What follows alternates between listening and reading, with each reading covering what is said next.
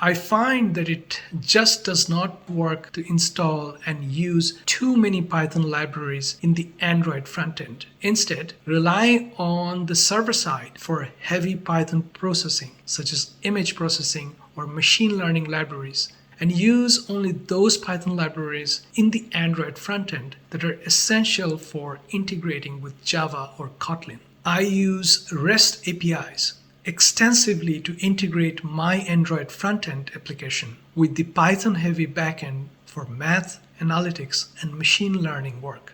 This video discusses some important initial steps that need to be correctly taken in order to increase chances of success working with Python-Java integration in Android.